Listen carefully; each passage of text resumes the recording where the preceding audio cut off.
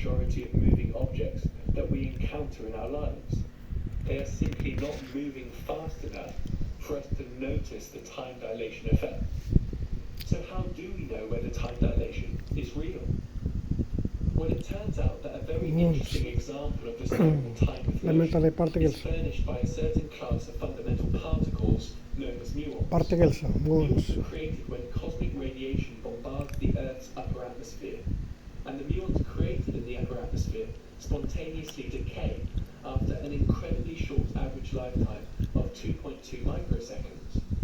Now, it should be clear that in such a short lifetime, the muons should not be able to travel much further than roughly 600 meters, even if traveling close to the speed of light. And yet, although the muons are created in the upper atmosphere some 10 kilometers above the surface of the Earth, they are actually detected in laboratories here on the ground.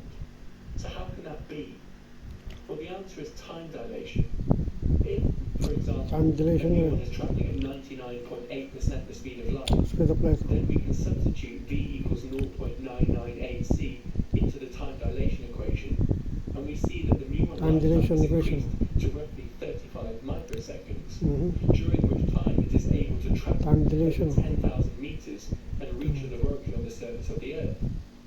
Okay, so let's assume that we are willing to accept the validity of the time dilation equation and the notion that time runs slow for moving clocks.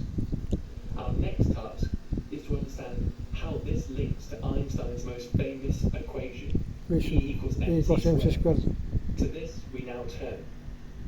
Our strategy for determining the relativistic energy of an object is to first think about how we define energy in classical physics. Accelerate from one location x1 to another location x2, then we can determine the gain in kinetic energy by calculating the work done, which is equal to the integral of f dx, where dx represents a small displacement f force times s distance. x1 and x2. Next, we can make use of Newton's second law and rewrite the force as the rate of change of momentum, dp by dt. We also know that momentum is defined as the mass of an object multiplied by its velocity, and therefore, if we consider being in the rest frame of the moving object, then we can write P equals m dx by dt naught, where m is referred to as the rest mass of the object. Next, we can use the chain rule to rewrite dx by dt naught as dx by dt multiplied by dt by dt naught. And if we then differentiate t with respect to t naught, then we simply get an overall factor of gamma, and therefore our expression for momentum becomes gamma times mv. Or if we write Gamma times mv, we get mv divided by the square root of 1 minus v squared over c squared. Now that we have an expression for the relativistic momentum, we can differentiate this with respect to t to find the relativistic force acting on our object. To do this, we will make use of the product rule, which simply states that if we have two functions a of t and b of t being multiplied together, then the derivative of the product ab is simply a times dv by dt plus dA by dt times b, the rule of a, and 1 minus v squared over c squared raised to the power of minus 1/2 is playing the role of b. Applying the product rule, we find the following ghastly green expression.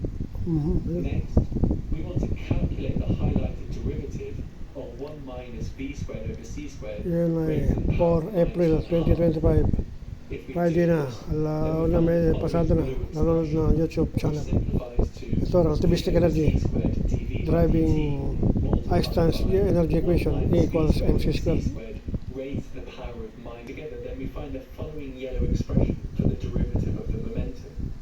Note that both terms in this expression contain m times dv by dt, and so we can factor this out to arrive at the following green expression. The next trick is to write this as a single fraction, with denominator 1 minus v squared over c squared raised to the power of 3 over 2, as can be seen in the blue expression. We notice that the v squared over c squared terms in the numerator cancel, and so when the dust settles, we finally find this simplified pink expression, which is simply equal to gamma cubed m dv by dt. Now, we can substitute this back into our derivative of the momentum. finally determine an equation for the kinetic kinetic energy of our moving